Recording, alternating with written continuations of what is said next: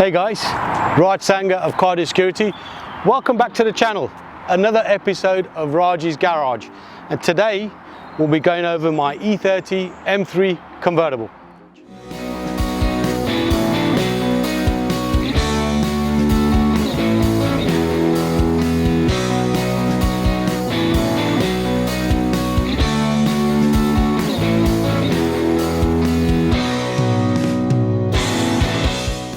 Okay guys, my E30 M3 convertible, purchased earlier this year in June 2021, owned it 5 months or so, hardly put any miles on it.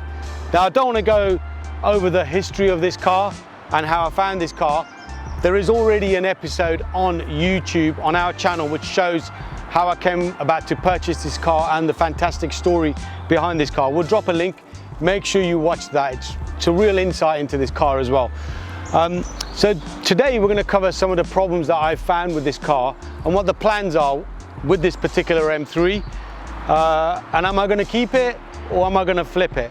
So guys, this is going to be quite interesting. Sit back and watch this. I've already actually done 2 mods to this car since I've had it, but put virtually no miles on it. The first mod was this. Look at the shock. Now if you've not seen the original video when I collected this car, we'll throw a little clip up. You can see that the rear of this car was bouncing along on the M4 when I was driving it back to Hayes, and that was because of this. Both rear shocks were gone. So I actually had some shocks off another E30 M3 which I've replaced, and the car drives a lot better with those shocks. Plus also the car came with 15-inch BBS wheels. The wheels are a bit scuffed and marked, and those tires that are on there are best part of 10-12 years old. So I've put my 17-inch BBS Star 5s, I think these are referred to. These came on my E30 M3 coupe, so I had these sitting around. I've put them on the car. They actually fill the arches a little bit better, drives so much better with the new tires, the new wheels and that. But let's go over the rest of the car and the problems we found and what we're going to do to it. I think the best thing to start with is the front and the engine. Now, what's wrong with the engine? Well, firstly, the car was laid up for a little while, so it's quite lumpy. I don't know if it'll show in the video, maybe you can hear it or not. It's not idling very well, it's quite lumpy, and even driving the car here ready to shoot, you can feel that it's not giving enough power. So the first thing I need to do is address the engine. I've got somebody in mind already, a BMW independent specialist who knows all about these E30 M3s, and they'll go through the engine, give it a good service. I think the tappets need adjusting, maybe the belts need changing as well, change the oils and so on. So that's the first thing we're going to do. In fact, this is booked in at the end of this month to have that done. And then I might be able to put a few hundred miles on it and just make sure the car is running right. So that, first and foremost, engine needs to be serviced and some issues need to be addressed. So staying still with the front, a couple of things which aren't right. Firstly, this BMW badge, it's the wrong badge.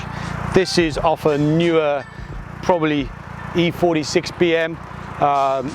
It's sort of embossed, it shouldn't be, it should be flat, so that's the wrong badge on there. Plus also it's missing the M3 badge here as well. So I've got to get a new M3 badge. Also, there's a couple of clips here missing from here for the wipers.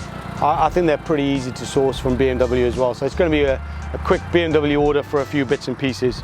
Number plate, this is not an F registration car at 89. It's actually a 1991 H registration car. I've put that on there because obviously my initials, so it's a private plate. So that's the engine obviously, and a few bits on the front. Going along the back,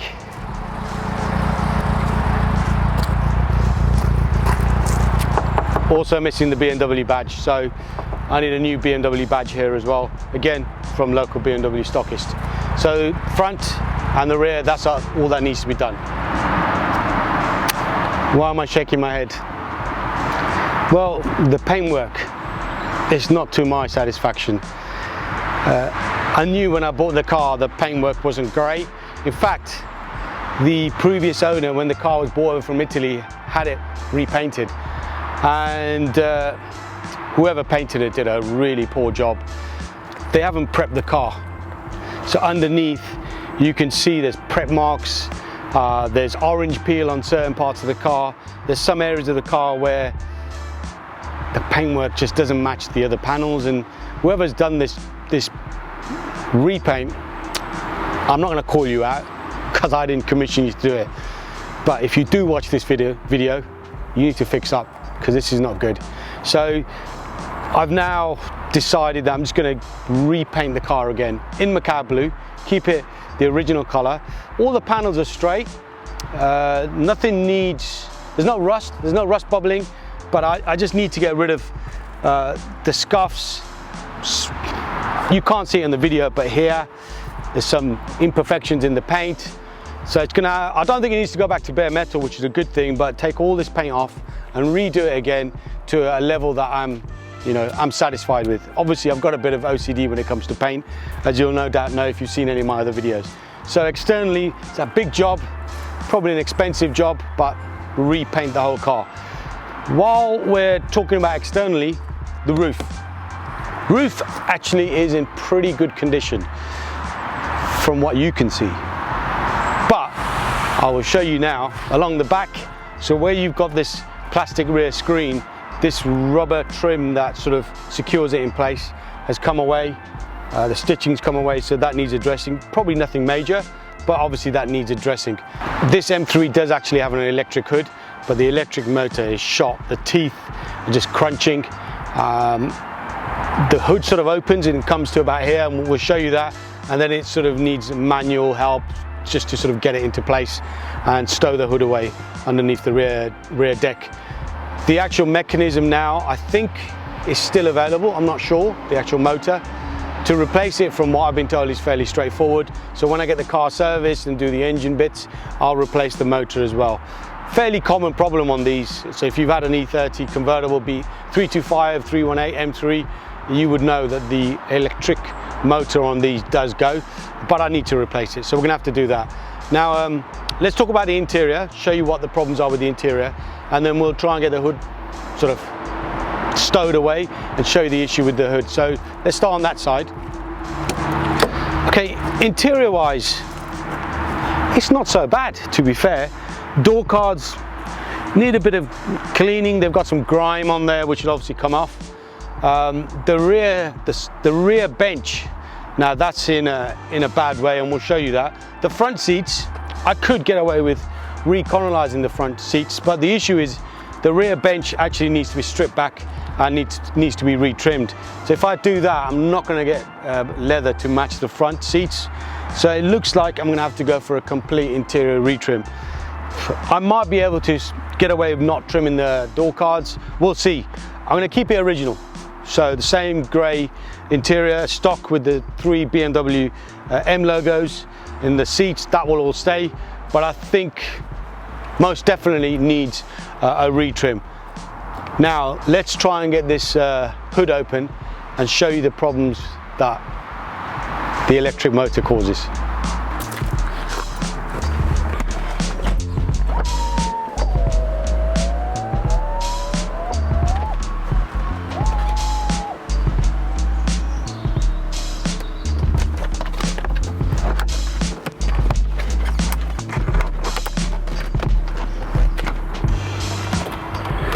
Okay, that's about as far as I can go. The electric button here on the dash should release the rear horseshoe, so to speak, but it's not. So I'm going to need Igor's help here to release the rear so we can get the hood stowed away. So Igor, let's go. Let's start here.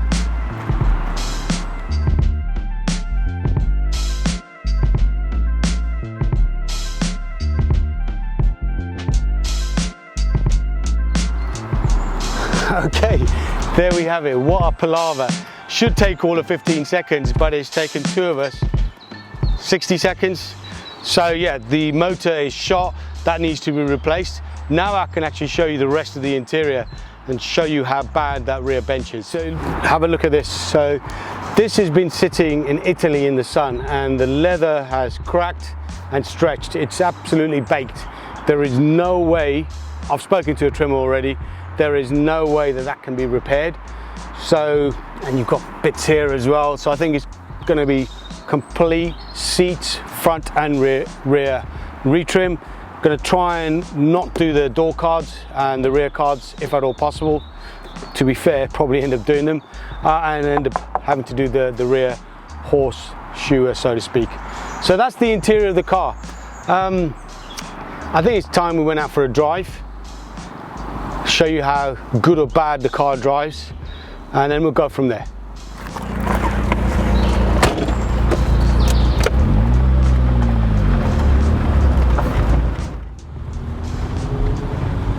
So guys, hopefully you can hear me well.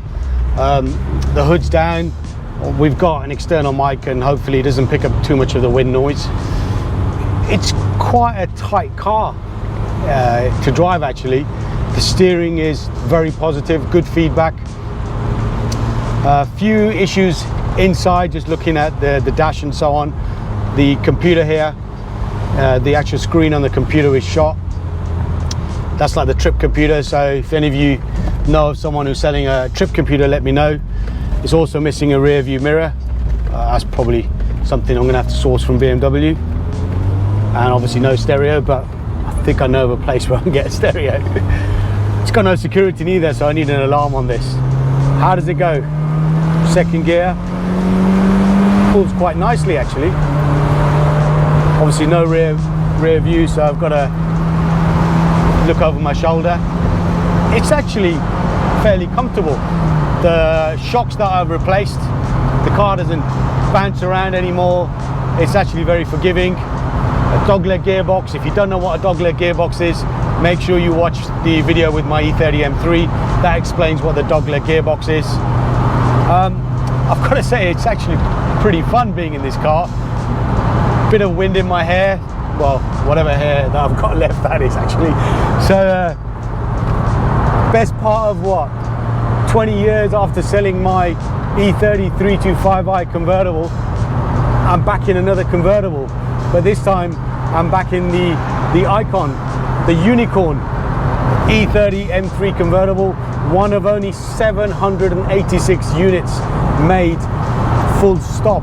So yeah, it's a fairly rare car in that sense. So what are my plans for this car?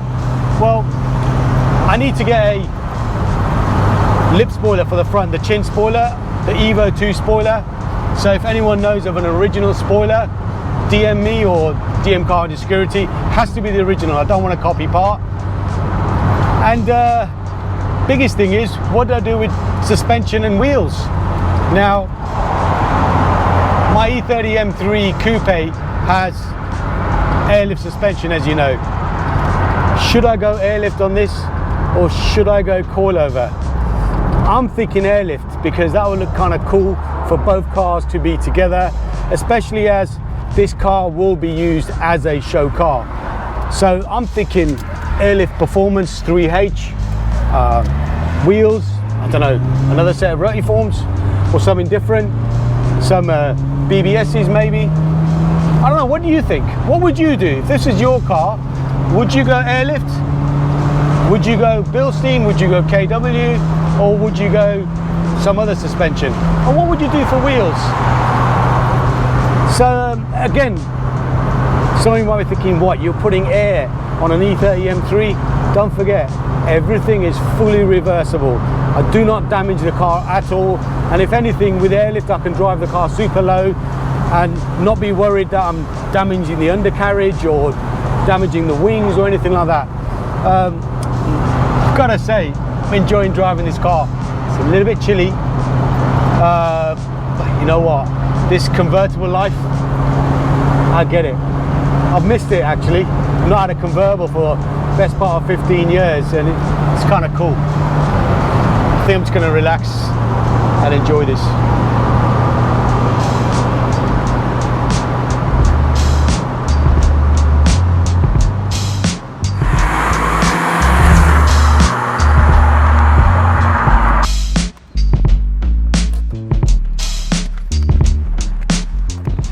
Okay guys, thanks for watching another episode of Raj's Garage.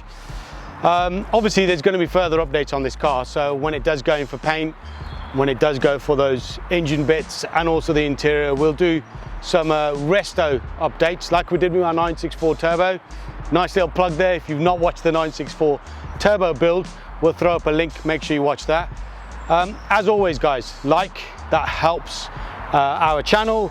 The YouTube algorithm pushes our video further up so more people will watch it, allows us to provide more content. Share, subscribe to the channel as well.